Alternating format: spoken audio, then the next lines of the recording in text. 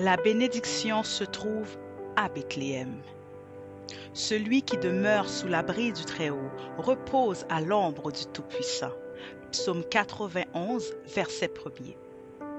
Aujourd'hui, notre méditation se base sur le livre de Ruth. Ce livre raconte l'histoire de 3 femmes, Naomi, Ruth et Orpa, qui à un moment de leur vie ont fait face à des situations similaires, mais dont leurs choix différents ont eu des conséquences également différentes. L'histoire de Ruth se situe dans la période des juges, une période où on assiste au déclin du peuple d'Israël. Ils s'éloignent de plus en plus de Dieu. Par conséquent, Dieu les punit en les mettant à la merci de leurs ennemis. Ils subirent les conséquences de leurs péchés. C'est dans ce contexte que le récit de Ruth décrit la foi et le progrès d'une âme sauvée par la grâce. Prêtez bien attention aux significations des noms. La famine s'abat sur le pays. Élimélec de Bethléem, en Juda, décide de partir pour aller séjourner à Moab. Élimélec, dont le nom signifie Dieu le roi, quitte sa patrie avec sa femme, Naomi, qui signifie Médélice, faveur, et leurs 2 fils. Il quitte Bethléem, la maison du pain, pour trouver refuge chez une nation païenne dans les champs de Moab. Mais qui sont les Moabites? L'origine de la nation moabite n'est pas très reluisante. Cette nation tire ses racines de la relation incestueuse entre un homme dénommé Lot et ses 2 filles.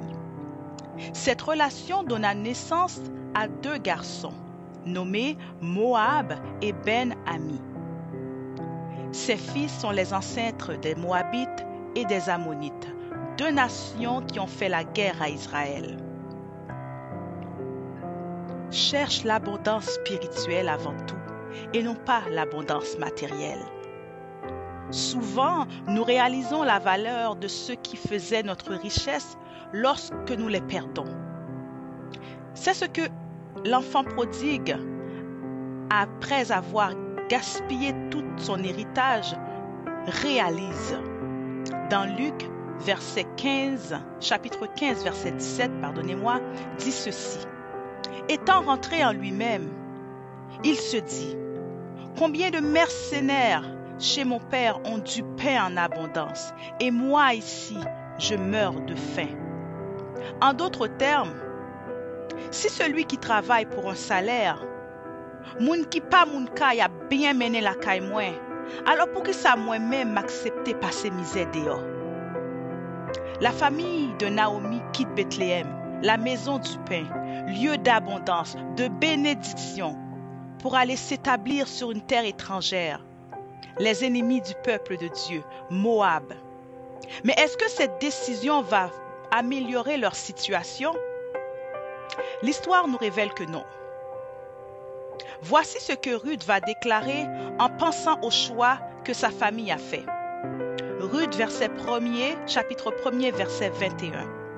« J'étais dans l'abondance à mon départ, et l'Éternel me ramène les mains vides. » De plus, est-ce que tous les gens qui sont restés à Bethléem sont morts à cause de la famine? Non.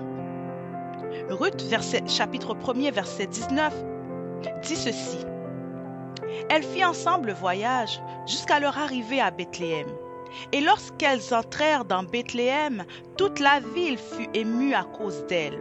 Et les femmes dirent, « Est-ce là Naomi? » Donc nous voyons qu'au contraire, là-bas à Moab, Naomi perd son mari.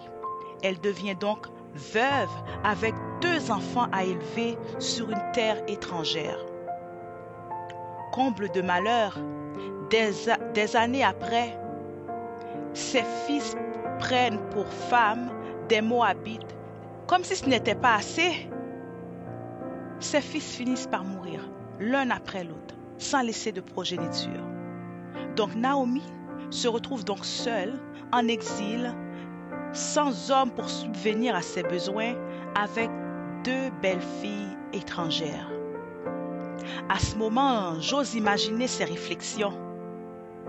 ça me venu chercher là. Je courir pour la pluie, je tomber dans la rivière. Dites-moi, ami, où vas-tu lorsque tu laisses Dieu derrière? Qu'est-ce que tu espères trouver à Moab, loin de la présence de Dieu? Comprends que l'essentiel est de se trouver là où l'Éternel a commandé la bénédiction. À Moab, loin de Dieu, pour un peu de temps, tu peux ressentir une certaine satisfaction par un besoin comblé. Exemple, famine versus les champs. Mais tôt ou tard, tu réalises que loin de Dieu, tu n'es pas à l'abri des malheurs, donc tu ne peux être en repos, en paix. Loin de Dieu, on réalise très vite, aussi vite qu'ont commencé les troubles de cette famille en lisant ce récit, qu'il n'est pas sage de troquer bien-être spirituel pour bien-être matériel et physique. Voici 3 vérités fondamentales que nous enseigne cette histoire. Premièrement, l'enfant de Dieu ne doit pas chercher à tout prix le chemin le plus facile. Deuxièmement, l'enfant de Dieu ne doit pas chercher à sauver sa peau ou à ne pas perdre la face au risque de s'éloigner de Dieu. Et pour conclure, troisièmement, l'enfant de Dieu ne marche pas par la vue, mais par la foi. Reste là, pas déplacé. Sache que même dans la famine, Dieu prend soin de ses enfants. Psaume 34, craignez l'Éternel, vous ses saints, car rien ne manque à ceux qui craignent l'Éternel. Les lionceaux éprouvent la disette et la faim, mais ceux qui se confient en l'Éternel ne sont privés d'aucun bien. Matthieu 6, 30 à 33. Si Dieu revêt l'herbe des champs qui existe aujourd'hui et qui demain sera jetée au four, ne vous vêtira-t-il pas à plus forte raison, gens de peu de foi? Ne vous inquiétez point et ne dites pas « Que mangerons-nous? Que boirons-nous? De quoi serons-nous vêtus ?» Car toutes ces choses, ce sont les païens qui les recherchent. Votre Père céleste sait de quoi vous avez de besoin. Cherchez premièrement le royaume et la justice de Dieu, et toutes ces choses vous seront données par-dessus. Après ces malheurs à Moab, Naomi, ayant appris que l'Éternel avait visité son peuple et lui avait donné du pain, décide donc de retourner dans le pays de Juda. Juda, entre parenthèses, qui signifie louange à l'Éternel. Alléluia. Elle est accompagnée du peu qui lui reste, 2 belles filles étrangères. Elle entame leur chemin. Puis soudainement, Naomi les presse de retourner dans leur pays, les pays de leur mère. Orpa, l'une des belles-filles de Naomi, décide de mettre fin à ce voyage. Premier choix, elle décide de rester dans son pays, à Moab. Donc, de ne pas se rendre dans la maison du pain, Bethléem. C'est la dernière fois qu'on entend parler d'elle dans ce récit. Puis, Ruth décide de continuer le voyage avec sa belle-mère, Naomi. Ruth 1, verset 16. Ruth répondit, « Ne me presse pas de te laisser, de retourner loin de toi. Où tu iras, j'irai. Où tu demeureras, je demeurerai. Ton peuple sera mon peuple et ton Dieu sera mon Dieu. » Tel est le choix de Ruth. Elle embrasse Naomi et sa foi avec conviction.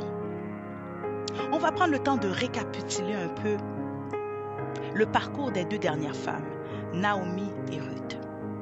Naomi quitte la maison du pain, Bethléem, tandis que Ruth quitte Moab, issu du père.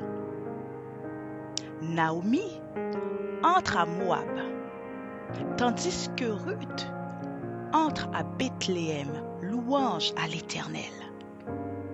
Naomi devient pauvre, tandis que l'histoire révèle que Ruth devient riche. Naomi perd mari et enfant à Moab, tandis que Ruth trouve un mari nommé Boaz qui signifie « en lui est ma force », un homme riche et puissant, et elle enfante. À Moab, Naomi perd tout, tandis que Ruth à Bethléem gagne tout. Naomi quitte Bethléem pendant la famine, tandis que Ruth entre à Bethléem pendant la moisson. Amen. Cette histoire ne s'arrête pas là, car notre Dieu est un Dieu fidèle. Psaume 34, verset 17. Quand un malheureux crie, l'Éternel entend et il le sauve de toutes ses détresses. Quand tu retournes à Dieu d'un cœur sincère, après avoir fait des mauvais choix, Dieu restaure. Il a béni Ruth et a restauré la vie de Naomi. Côté l'homme évalué situation, déclaré au pape vaut en rien, bon Dieu lui-même li getan ouais ça le pral fait pour le capable lever. À qui vous identifiez-vous? Orpa, qui n'a jamais connu la présence de Dieu et qui a fait le choix de rester loin de Dieu, le Dieu celui capable de changer les situations humaines?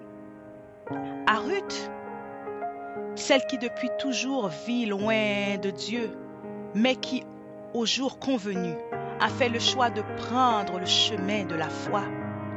Ou à Naomi, celle qui, à cause de certaines circonstances, décide de quitter la présence de Dieu pour trouver ses propres solutions, mais en se rendant compte de son erreur, fait le choix de retourner là où est réellement sa place, la demeure de Dieu. Le bonheur durable ne se trouve pas à Moab, loin de Dieu.